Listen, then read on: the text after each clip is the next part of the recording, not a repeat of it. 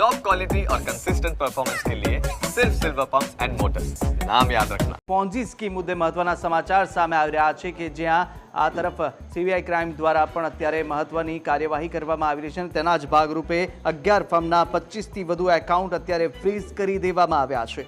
11 ફર્મના દસ્તાવેજોની તપાસ ચાલી રહી છે। ખાતાકીય તપાસ પણ અત્યારે સીઆઈડી ક્રાઇમ દ્વારા કરવામાં આવી રહી છે। 25થી વધુ એકાઉન્ટમાં પણ 1 કરોડથી વધુની રકમ મળી આવી છે અને તેને જ લઈને હવે વધુ તપાસ કરવામાં આવી રહી છે। 17 સ્થળો પર રહેલી મિલકતો પણ અત્યારે સીઝ કરી દેવાઈ છે। બેંક એકાઉન્ટમાં કરેલા અન્ય આર્થિક વ્યવહારની પણ ચકાસણી અત્યારે સીઆઈડી ક્રાઇમ દ્વારા ચાલી રહી છે અને મોટી રકમના આર્થિક વ્યવહાર કરનારા એકાઉન્ટની પણ હવે તપાસ થવાની છે। વધુ વિગતો સાથે સંવાદદાતા મલ્હાર પણ ફોનલાઈન પર જોડાયા। મલ્હાર, જે રીતે અત્યારે સીઆઈડી ક્રાઇમ દ્વારા તપાસનો ધમધમાટ શરૂ થઈ ચૂક્યો છે અને અનેક એવા મહત્વપૂર્ણ દસ્તાવેજોની તપાસ થઈ રહી છે। ખાતાકીય તપાસને 11 ફર્મના 25થી વધુ એકાઉન્ટ પર અત્યારે ફ્રીઝ કરી દેવામાં આવે છે। શું વધુ વિગતો મળી રહી છે?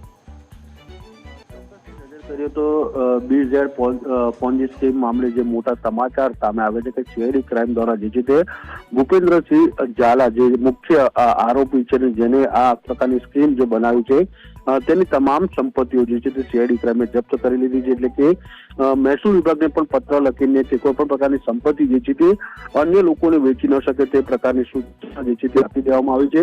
આ ઉપરાંત સીઆઈડી ક્રાઇમે જે છે તે ભૂપેન્દ્રસિંહ ઝાલાની જે અલગ અલગ કંપનીઓ રજીસ્ટર થયેલી છે તે 11 ફર્મ કંપનીઓ જે છે તેના 25થી વધુ એકાઉન્ટ જે છે તે ફ્રીઝ કરી દેવામાં આવ્યા છે। આ ઉપરાંત આ એકાઉન્ટની અત્યારે તપાસનો દોર જે છે તે સીઆઈડી ક્રાઇમ દ્વારા છે, જેની અંદર કેટલાક એકાઉન્ટો એવા પણ સામે આવે છે જેની 1 કરોડથી વધુ ની જે લેવડ દેવડ આર્થિક વ્યવહાર જે જોવા મળ્યા છે એકાઉન્ટની અંદર, તેમજ જે લોકોએ વ્યવહાર કર્યા છે તેના પણ એકાઉન્ટની તપાસ જે છે તે સીઆઈડી ક્રાઇમ કરી રહી છે। આ ઉપરાંત જે લોકોએ આ કંપનીની અંદર રોકાણ કર્યું હશે તો 1 કરોડ રૂપિયાની જે આર્થિક વ્યવહાર થયા છે તેવા એકાઉન્ટના માલિકોની સાથે પણ જે છે તે સીઆઈડી ક્રાઇમ પૂછપરછ જે છે તે કરી શકે છે।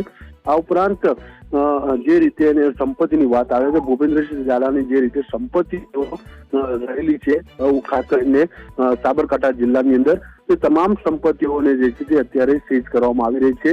એટલે કે આવનારા દિવસોમાં પણ હજુ સીઆઈડી ક્રાઇમ જે છે તે આ સમગ્ર પોન્જી સ્કીમ મામલે મોટું દસ્તાવેજો જે છે તે લઈને આવે તેમાં કોઈ નવાઈ નહીં, કારણ કે અત્યારે જે પ્રાથમિક તબક્કે દસ્તાવેજો મળ્યા છે તે કૌભાંડને લગતા મળ્યા છે।